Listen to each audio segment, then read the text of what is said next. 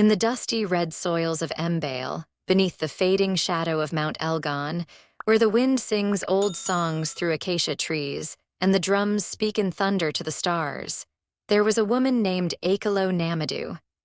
Her name in the local tongue meant born on a journey.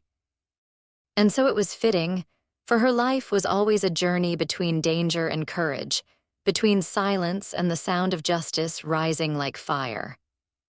From the moment she was born, wrapped in a fraying cloth on the back of her mother who sold vegetables at the corner of the town market, Akello's destiny had already begun to stir, quiet and watchful like a leopard in the grass. Her village did not think much of women dreaming beyond the kitchens and fields. They said, "A woman's power is in her tongue and her womb." But Akello had always known another truth. A woman's power was in her bones, in her fists, in the steady rhythm of her feet when she walked into danger and did not flinch. At 5, she stopped a boy twice her size from beating a goat with a stick. At 10, she climbed into a tree to chase away a snake that threatened the henhouse. And at 15, when thieves attacked the home of an old widow near the edge of the village, it was Akello who raised the alarm and chased them with a hoe gripped like a warrior's spear. The men laughed when they told the story, calling her a man in a skirt, but Akello never laughed. She only looked east, always east, where the sun rose, where the city lights flickered at night far away, where the sound of sirens was both a warning and a promise. At 18, she left her mother crying beneath the mango tree and took a taxi to the capital.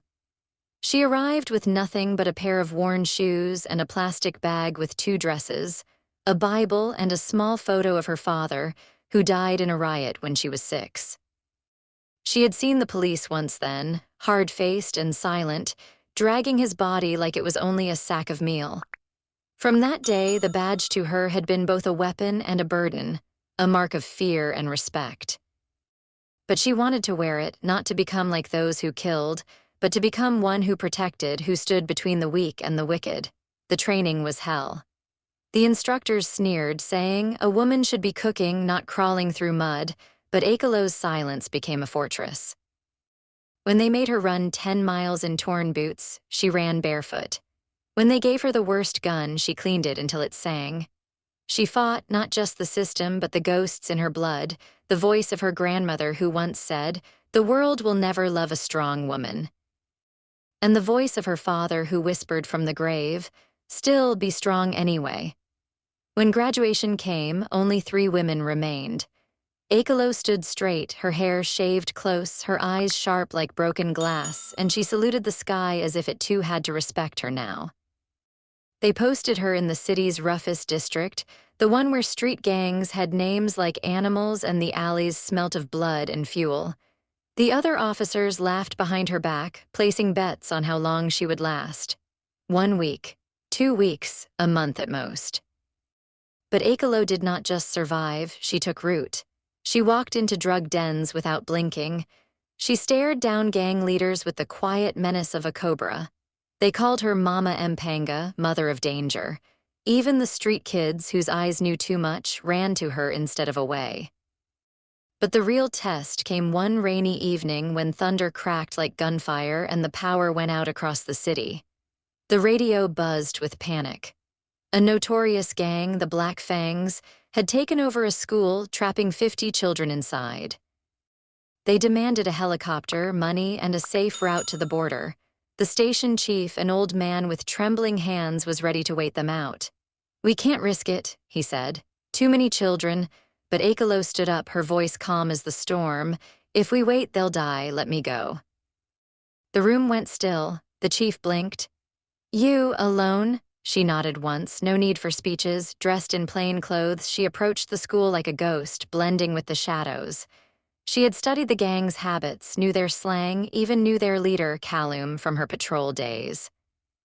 She had once arrested his younger brother and later helped him avoid jail by writing a letter to the court, explaining his circumstances. Callum respected her, feared her even, but this was different. This was war.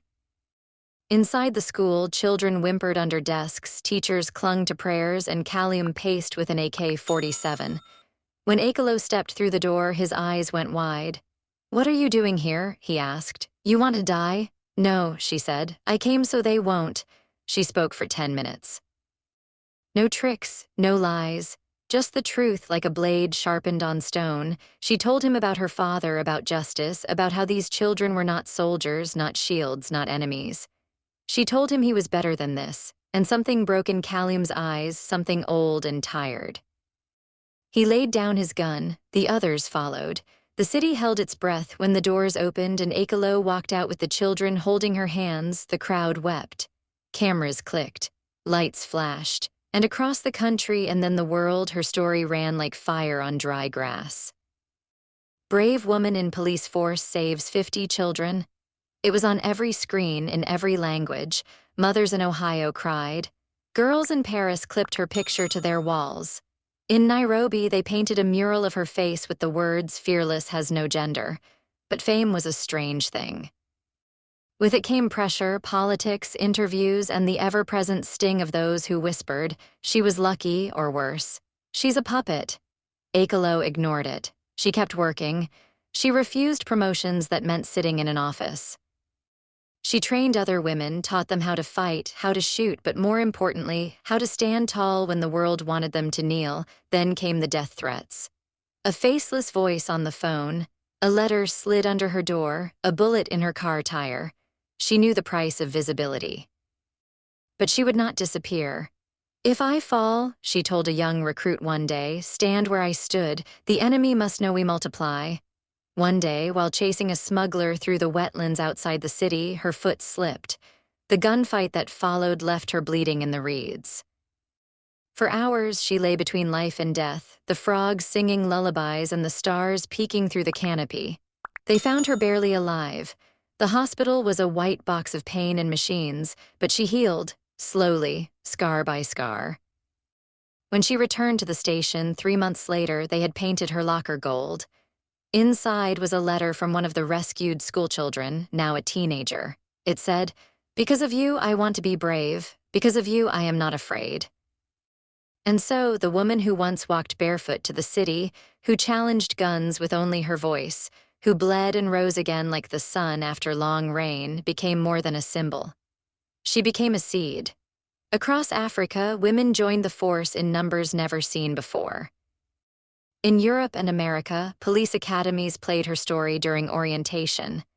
In villages where girls once married at 13, they now dreamed of uniforms and justice. Akello never sought the spotlight. She returned to her village once, years later, now a legend. Her mother sat beneath the mango tree, older, eyes clouded, but voice still sharp. "You did it, daughter," she said. "You made them see." Akello only smiled, placing her hand over her badge. "I made them listen," and somewhere in the wind, the drums of the ancestors beat in approval. The story of the brave woman in the police force lived on, not just in words, but in footsteps, loud, steady, and forever marching forward.